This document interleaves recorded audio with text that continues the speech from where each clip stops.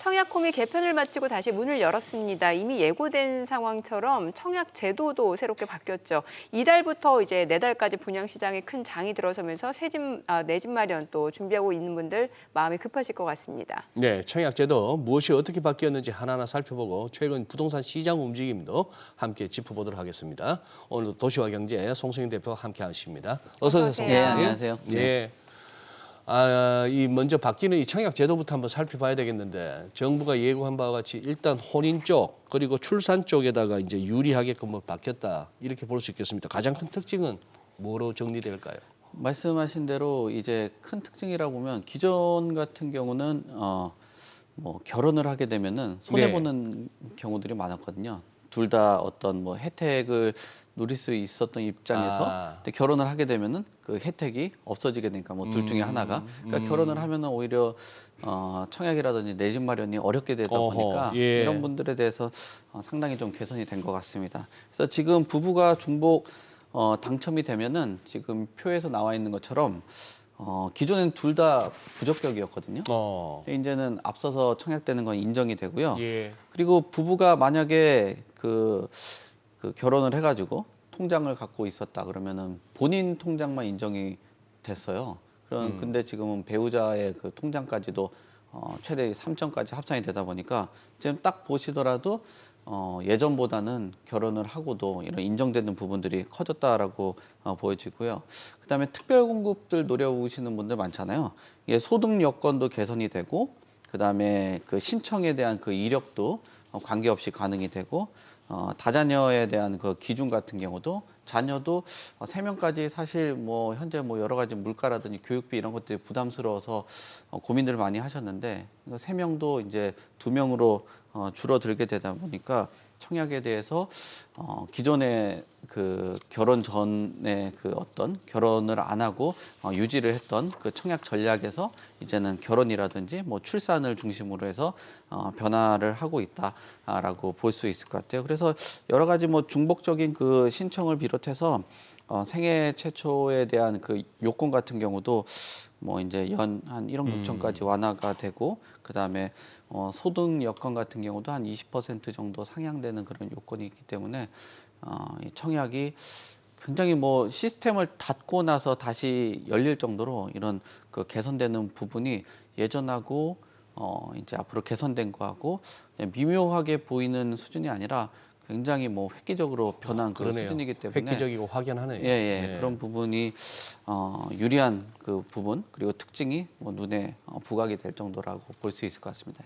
참 예전에는 일부러 결혼했어도 혼인신고 이루는 게 유리하다고 했는데 이제는 바뀌었네요, 완전히. 네, 맞아요. 예. 그럼 출산 가정을 대상으로 한 청약 개편 내용은 어떤 것들이 있을까요? 예, 출산 가구 같은 경우 역시나 이런 뭐 자녀들 뭐 이런 부분이라든지 물량 이런 부분들이 특징이라고 볼 수 있을 것 같은데요. 신생아 특별 공급 공공 분야 부분에서는 연간 한 3만 채 정도 나오고 임대는 한 1만 채 정도 나오기 때문에 이런 물량에 대한 그 확대 눈여겨볼 필요가 있고요. 그리고 신생아들 우선 공급 같은 경우도 연간 한 1만 채 정도가 공급이 됩니다. 여기서도 2년 내에 핵심이 역시나 뭐 출생 자녀, 임신이라든지 입양 또 포함이 됩니다. 입양까지도. 그리고 출산 가구에 대한 그 소득이라든지 자산 요건 같은 경우도 완화를 하기 때문에 자녀 수에 따라서 20% 정도 소득과 자산에 대한 이런 부분도 완화를 하게 돼요.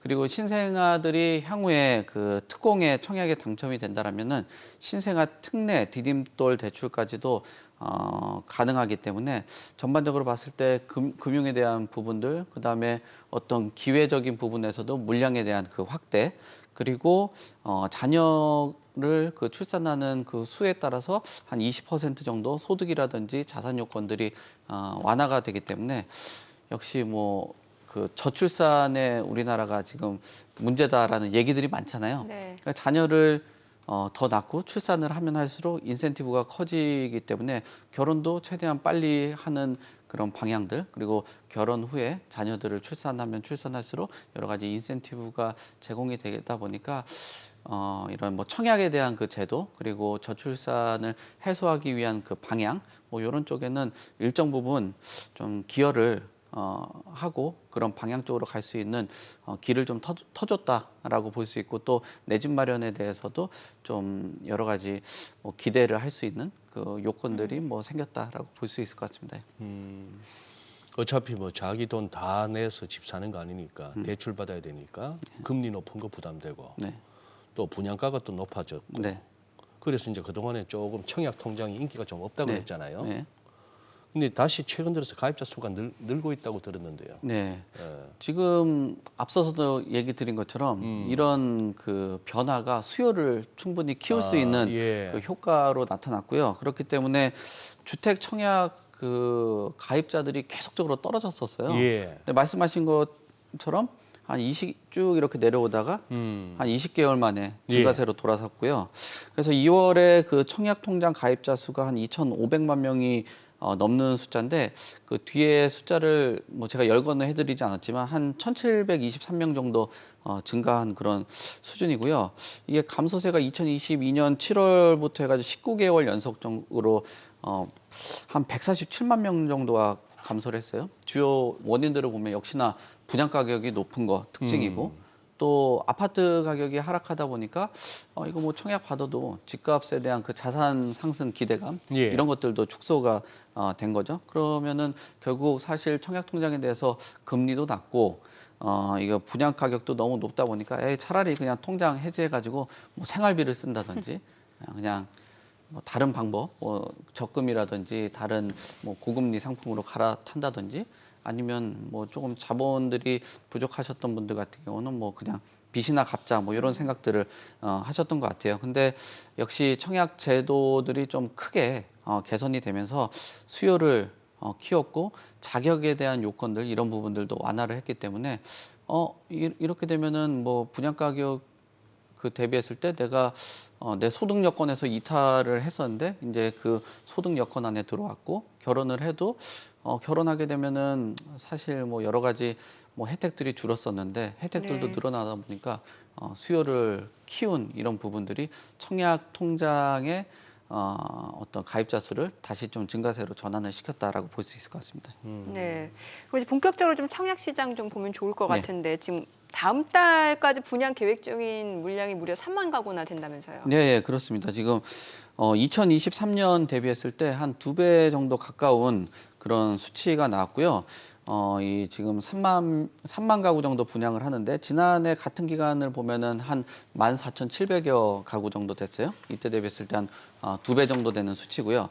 그리고 지금 이 그 늘어난 청약자 그 수들, 청약 가입자 수들을 보더라도 이 수도권들에 좀 관심들이 많거든요. 인구수도 가장 많은 지역들이기도 하고요. 그래서 한 12,700여 가구 정도가 이곳에서 몰리는 그런 현상들이 있기 때문에 많은 사람들이 좀 관심을 가질 수 있겠다라고 보여집니다.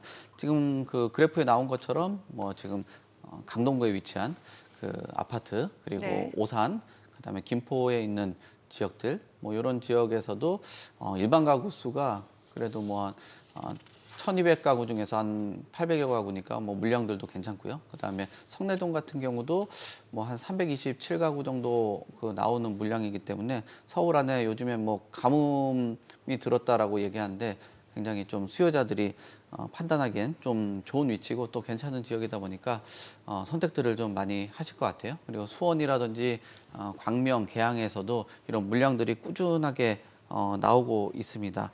아마 지금 뭐 분양 가격이 높다라는 인식들은 있기는 한데 지금 2월에 그 전국의 분양가들을 보면 3.3제곱미터당 한 1,774만 원 정도 되거든요. 이게 전년 대비했을 때 한 13.5% 정도가 늘어난 상황이에요.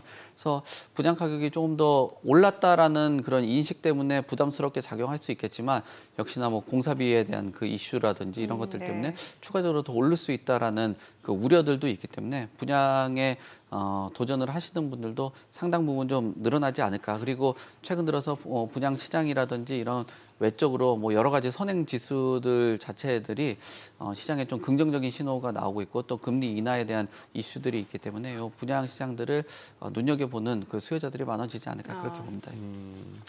이 분양가가 네. 지금 보니까 전국 평균이 보니까 3.3제곱미터당 1,774만 원, 전년비 13.5%. 네.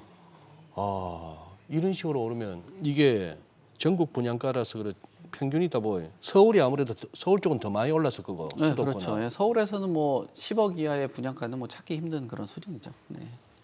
자 이렇다면은 그러니 이것도 지역별로 이제 미분양도 이게 지역별로 차이가 나서 네.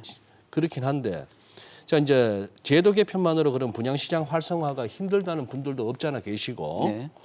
고분양가에 이제 미분양도 쌓이고 있는데 그러면 이렇게 물량 계속 공급 물량 많아지면 미분양이 더 많아지는 거 아니냐 이런 시각도 있는데요. 네, 당연히, 그것도 예. 수도권은 또 다른 얘기입니까? 아니요, 그런 우려는 당연히 있을 당연히 수, 있을 수 당연히 있죠. 있을 네. 수밖에. 왜냐하면 네. 해소가 되지 않은 상황에서 네. 지금 그 시장에서는 역시나 아무리 이런 뭐 청약 제도를 개편을 했다라고 해도 수요가 그 수요가 지금 한정적이거든요. 네. 그 수요들을 보면 대부분 이 30대 중심으로 그 뭐 주택을 구매하는 그런 수요들이 있어요. 그렇다 보니까 이 30대 수요로만 그 채우기에는 좀 한정적이다라고 봐야 될 것 같거든요. 지난해 30대 청약자의 그 전체 한 52% 정도가 30대 그 청약자고요. 그렇기 때문에 이런 뭐 그 청약 제도를 개선했다라고 해서 이런 시장에 그 반등을 가져오기에는 좀 역부족이다라는 평가들이 있고요. 역시나 그 분양가가 좀 높다라는 점들, 그리고 고금리에 대한 그 장기화에 대한 그 우려들, 그리고 지금 수요자들이 뭐 커지긴 커졌는데 쏠림 현상들이 나타나는 지역들이 예. 있거든요. 분양가가 싸다든지 아니면은 뭐 소위 말하는 수도권에서 핵심 입지에 몰린다든지 또는 분양가 상한제 적용되는 그런 단지 쪽으로만 몰리기 때문에 몰리는 그 지역들 외적이나 뭐 가격 외적으로 추가적으로 물량이 나온다라는 거는 미분양에 대한 우려들이 있을 수밖에 없기 때문에 아마 이런 쏟아지는 물량 안에서 앞으로 그 시간이 좀 지나고 또 하반기에 있는 그 분양 단지들이나 사업장 같은 경우는 일정들을 좀 조정을 하면서 좀 보지 않을까라고 보여집니다.